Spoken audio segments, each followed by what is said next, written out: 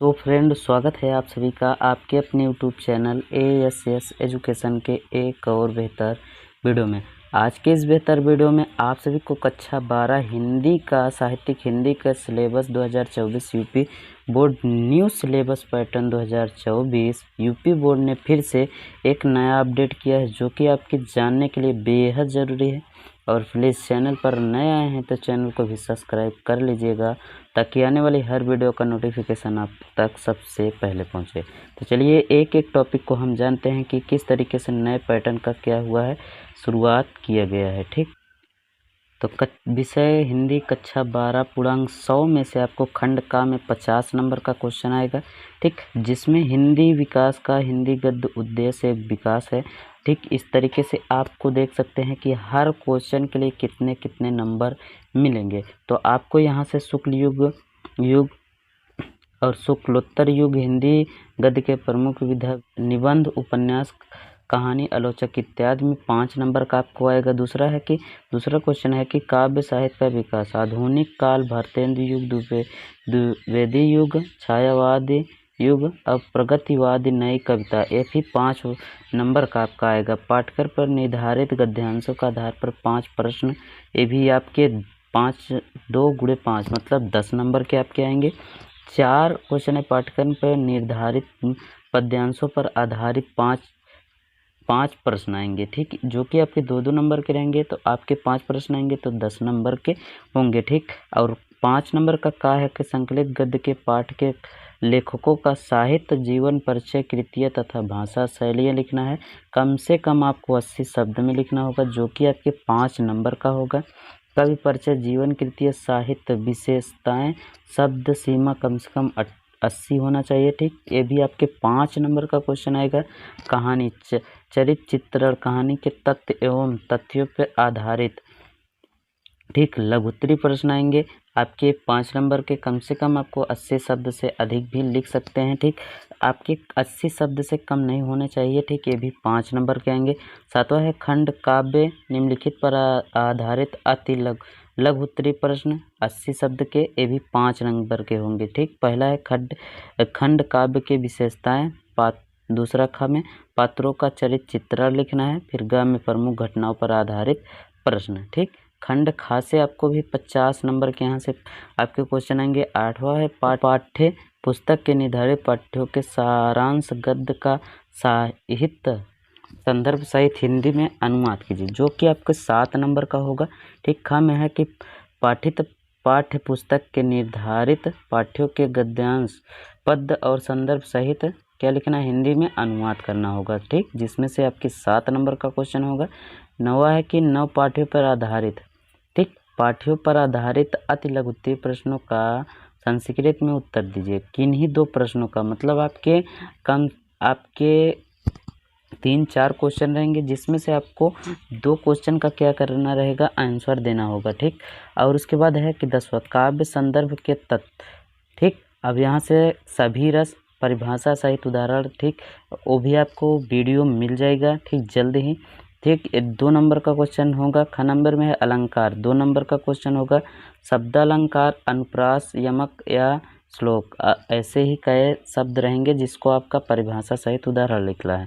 ठीक, अर्थात ठीक, उपमा रूपक उत्प्रेक्षा संदर्भ भ्रांतिमान अनान्य अप्रतीप्त दृष्टांत तथा असियोक्त। ठीक, ऐसी परिभाषा सहित इन सब का क्या लिखना है, अर्था अलंकार लिखना है। ठीक, छंद लिखना है, जो कि आपके 2 नंबर का क्वेश्चन आएगा।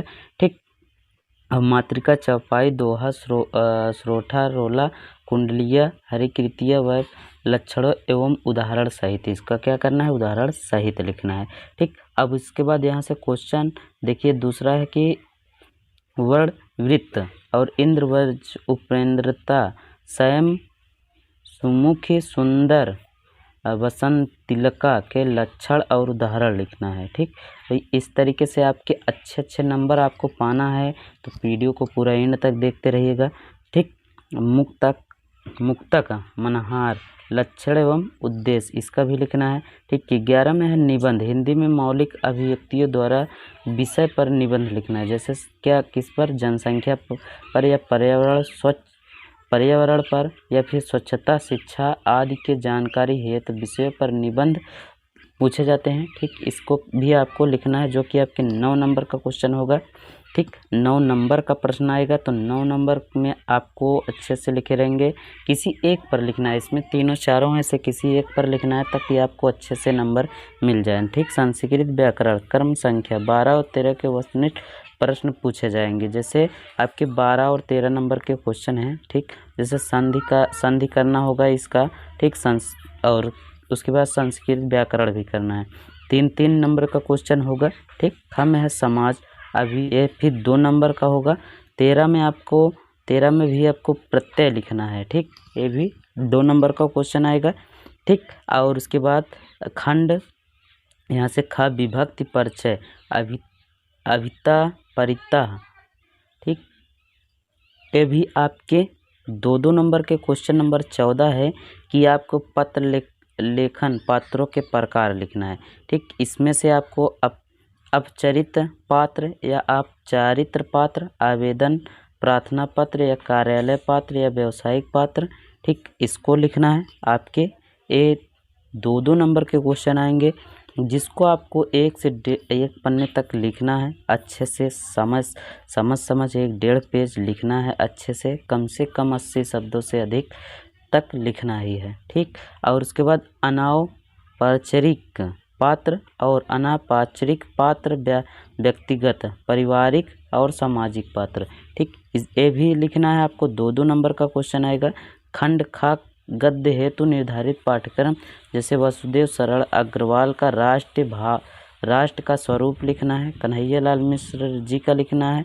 ठीक, ऐसे ऐसे करके आपको कई सारे बदलाव किए गए हैं जो पाठ्यक्रम में। आपको अच्छे से पूरा देख लेना है कि क्या आएगा पाठ में, इसको अच्छे से समझ लीजिएगा, ताकि आपको बोर्ड पेपर में कहीं भी किसी प्रकार की दिक्कत ना आए। ठीक, डॉक्टर हजारी प्रसाद द्विवेदी जी का अशोक के फूल, और पंडित दीनदयाल उपाध्याय जी का फिर प्रोफेसर सुंदर रेड्डी जी की भाषा और आधुनिक काल लिखना है। ठीक, इस तरीके से जितने भी आपको कवि या दिए गए हैं उनको अच्छे से लिखना है। काव्य हेतु निर्धारित पाठ्य वस्त्र, भारतेंदु हरिश्चंद्र। ठीक, और उसके बाद यहाँ से प्रेम माधुरी, यमुना छवि या फिर जगन्नाथ दास रत्नाकर। इन सब का ऐसे देखिए, पवन दूतिका से अयोध्या सिंह उपाध्याय, हरिऔध, पवन दूतिका, इन सबको भी अच्छे से समझ के लिखना है। ठीक, जैसे महादेवी वर्मा का गीत लिख देना है, एक गीतो ऐसे लिख देना है। रामधानी सिंह दिनकर का अभिनय, मनुष्य पुरवार उर्वशी। ठीक, इन सब का इस पाठ से क्या रिलेटेड है, क्या कैसे लिखे हैं ये सब पाठ, तो उनके बारे में यही लिखना है। ठीक, विविधाएं लिखना है, जैसे यहाँ से जिनके भी बारे में आपको विविधा याद हो उससे अच्छे से लिख दीजिएगा। ठीक, और उसके बाद यहाँ से आप आ जाएंगे कथा साहित्य हेतु निर्धारित पाठ्यक्रम। ठीक, अब कथा, यहाँ से आप इसको कथा साहित्य हिंदी निर्धारित पाठ्यवस्त्र लिख देना है। खंड काव्य साहित्य पुस्तक, खंड काव्य कौन से ज़िले में कौन सी आती है, इसके बारे में आपको जानना बेहद ज़रूरी है। देखिए, यहाँ से आपको दिया गया है कि अगर ये सब किस राज्य में कैसे आती है, कैसे नहीं। ठीक, जैसे अनुदानित ज़िले का है कानपुर, जौनपुर, मुरादाबाद, पंजाब, एटा, ललितपुर। ठीक, मुक्त यज्ञ लेखक सुमित्रानंद पंत, प्रकाश राधाकृष्णन, अंसारी रोड, दरियागंज, नई दिल्ली। ठीक, अब यहाँ से दूसरा है कि सत्य की जीत, लेखक श्री द्वारका प्रसाद महेश्वर प्रकाश, ज्वाला प्रसाद विद्यासागर, केपी का कंकड़ रोड, प्रयागराज में आता है। ठीक, अनुदानित जिले लखनऊ, इटावा, बलिया, बिजनौर, झांसी, प्रतापगढ़, रामपुर, पीलीभीत। इस तरीके से आपको इन सभी राज्यों में ये आता है, तो आप अच्छे से क्या कर सकते हैं, लिख सकते हैं जी। मतलब कि ये जो बताया जा रहा है आप कि जिस राज्य में आप हैं उसी राज्य में ये सब आएगा। ठीक, जैसे जो आप प्रयागराज से हैं तो प्रयागराज में यही दिखाया गया कि ये सब आएगा। सत्य की जीत लेखक के लेखक, इन सब के बारे में लिखना होगा।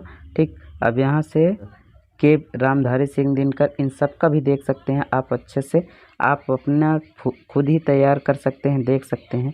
ठीक, सब याद कर सकते हैं। और उसके बाद आप अच्छे से क्या संस्कृत में यहाँ से अनुवाद करने के लिए आएगा, संस्कृत में लिखना होगा। संस्कृत में अभी आप अच्छे से लिख सकते हैं। ठीक, इन सब इसी तरीके से आपको अच्छे से जब आएगा तो बोर्ड पेपर में अच्छे से आप लिख सकते हैं। पूरा जहाँ जिस राज्य में से आएगा भाई, आप अपना राज्य चुन लीजिएगा नोट। अब यहाँ से ठीक उसी राज्य से आएगा तो आप अपने राज्य, जिस राज्य में होंगे जो आएगा पंच लिखने के लिए, आप अच्छे से लिख सकते हैं। तो वीडियो पसंद आए हो तो लाइक कर दीजिएगा, शेयर करिएगा। मिलते हैं किसी नेक्स्ट मज़ेदार वीडियो में, तब तक के लिए thank you, take care, good bye.